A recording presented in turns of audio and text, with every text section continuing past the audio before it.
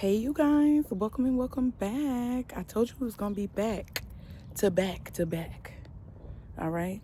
Some of y'all may end up being back to back with someone. There's someone who's going to be defending you. Oh, and this is crazy because what I was going to talk to you guys about today was not underestimating your enemy or not underestimating the evil quote unquote people in your life, because some of you may see a specific person or specific group or a specific organization as negative or evil. I just want you guys to know, don't underestimate the quote unquote evil person in your life. And that has two different meanings. Now, the first meaning is that you just need to make sure that you're not underestimating what some negative people or counterproductive people are willing to do. You need to make sure that you're not underestimating how evil someone can be, how negative someone can be, how far someone is willing to go to cause a problem. Okay? Because I feel like people are on edge. People are definitely in their feels. People are definitely losing their minds. People are definitely at their wits' end. They're at the end of their rope. The occurrences and situations that have been happening in our lives, in our reality, in our world is it's been dancing on people's last nerve for a very long time, and people are losing it. They're literally losing it. They're either getting intoxicated or inebriated and putting people's lives in danger out here, or crashing out, literally or figuratively, or they are basically in an effort type of mindset where their inhibitions are down and they are no longer kind of like in the mindset of like, oh, let me hold this back because I can't do that. Because like when people start to go crazy and they lose their minds, they tend to be like, yeah, man, F it, I'm gonna finally go over there and kick that person's dough in. You know what I mean? Like, oh, the world ending anyway. Let me just go on over there and do what I've been waiting to do for all this time. Let me go on over there and just handle business. Because it don't matter anyway. The world about to end. We about to go to war. We about to do this. We about to do that. You know what I'm saying? That's how a lot of people in the 50s, the 40s and the 50s, whenever the world wars were, that's how a lot of women got caught up with unwanted pregnancies. You know what I mean? Either with the soldiers going away and the women who stayed behind got caught up like that because, oh, it's war, I might not come back. You might as well go ahead and me, and that's how some of the women overseas got caught up because, well, I'm over here and I might die tomorrow, so you might as well go ahead and and it's that type of scarcity mentality. Is that type of aggressive end it all type of mentality, doomsday mentality that gets people caught up for the okie doke, right?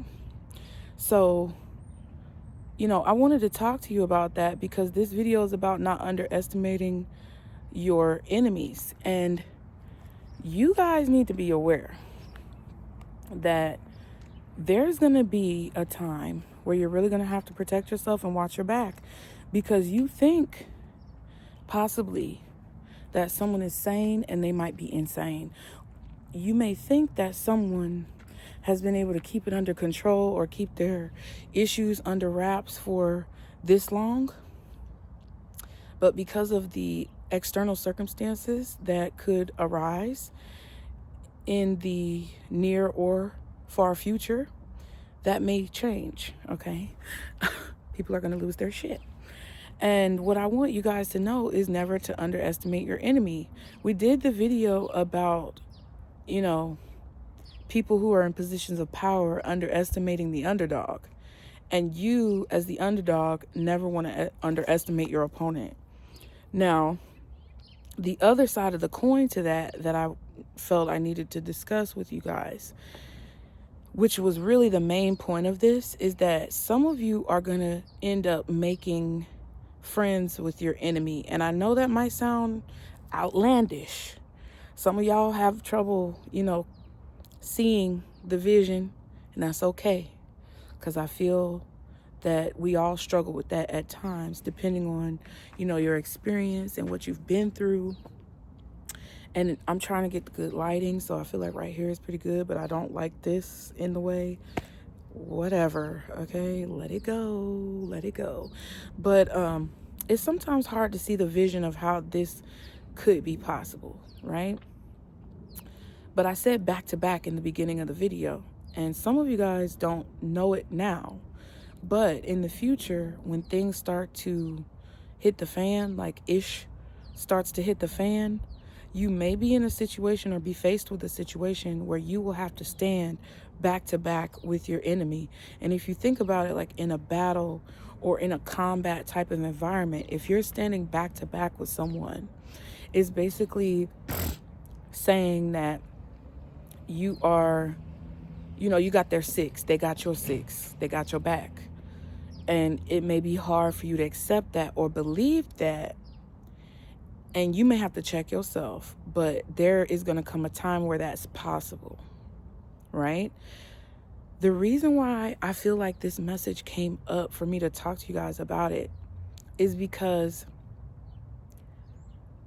kind of like with the whole Mark Zuckerberg situation, when he got on Joe Rogan and like came out like all different, talking about, he was fighting and training and basically trying to switch sides.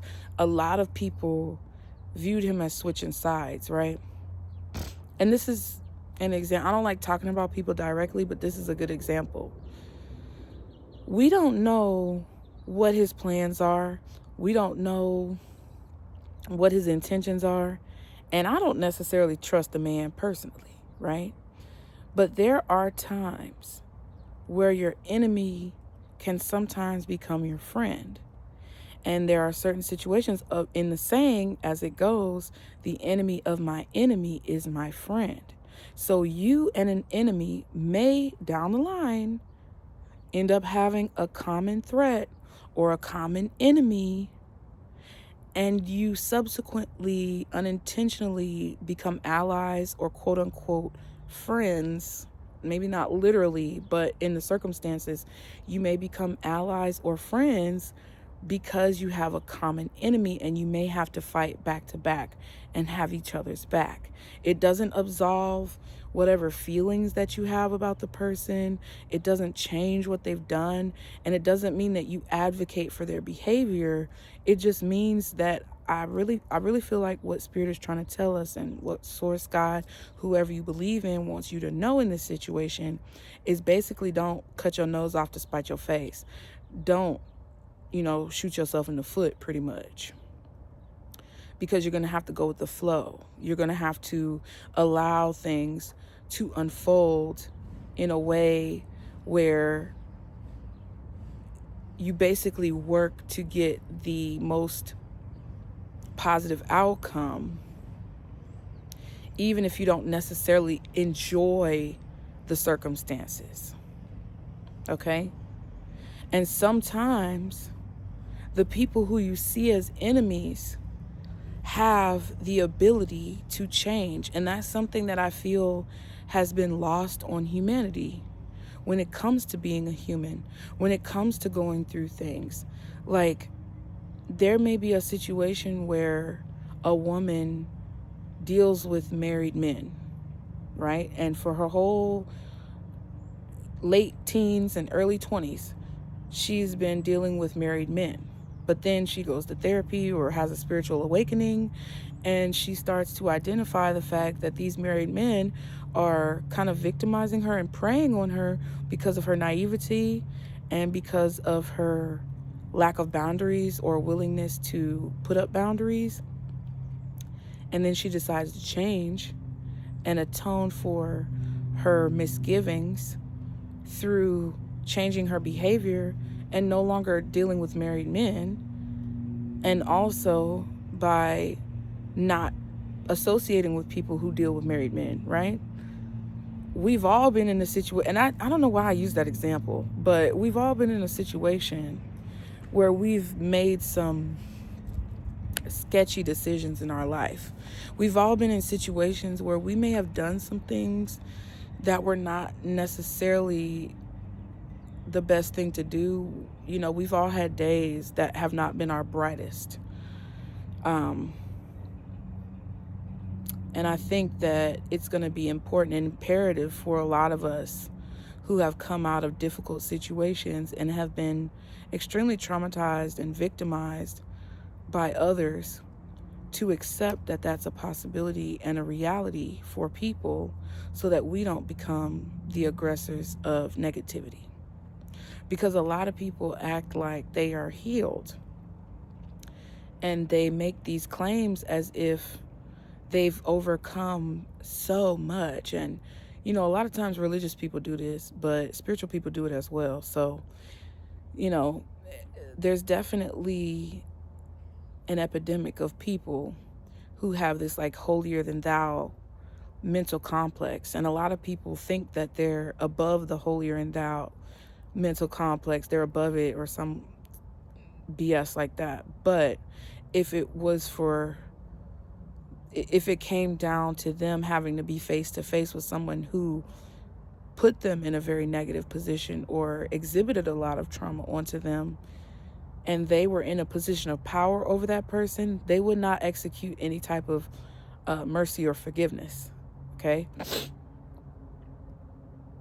And that's going to be a challenge for a lot of people who think that they've overcome the pain that they've experienced in their life. It's going to be a challenge because you're not going to want to do it. This person may have harmed you from a young age.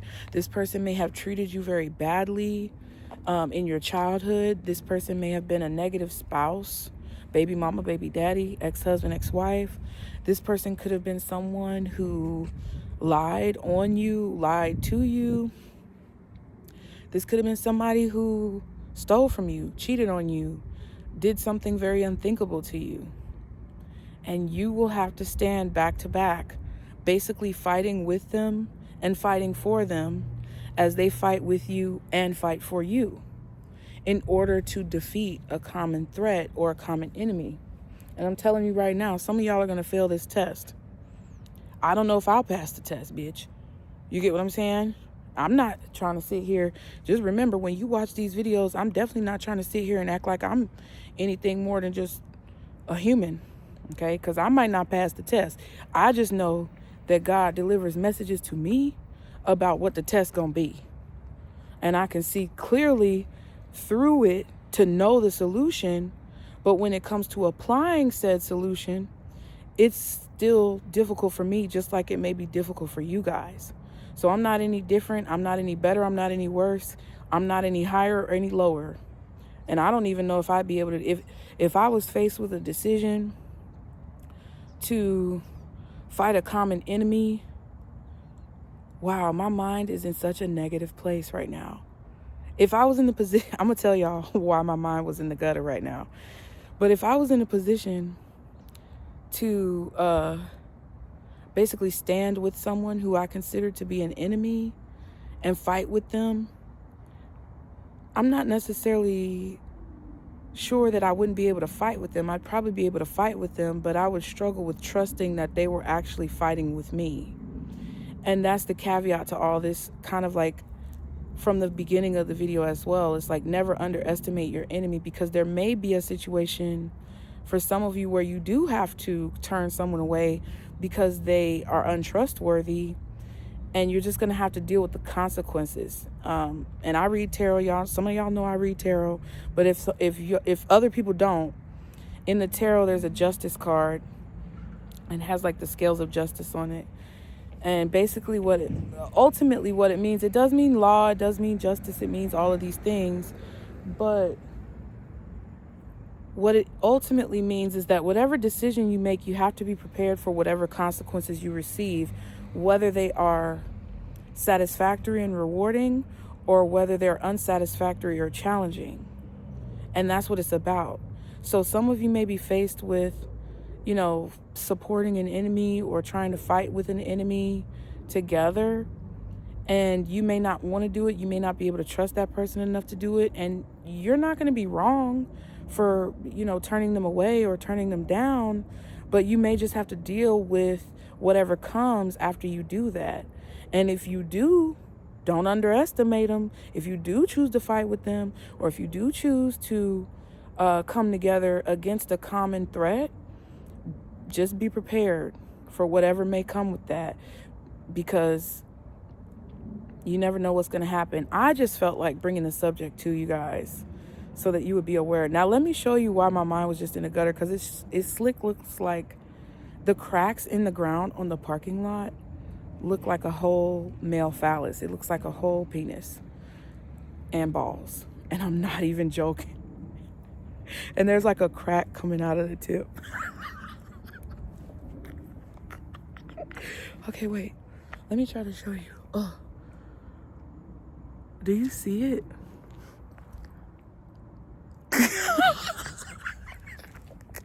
Y'all, I ain't shit. Be sure to like and subscribe. And be sure to like and subscribe to continue to catch the vibe. And I see you. Get in the comments. Let me know. Bye.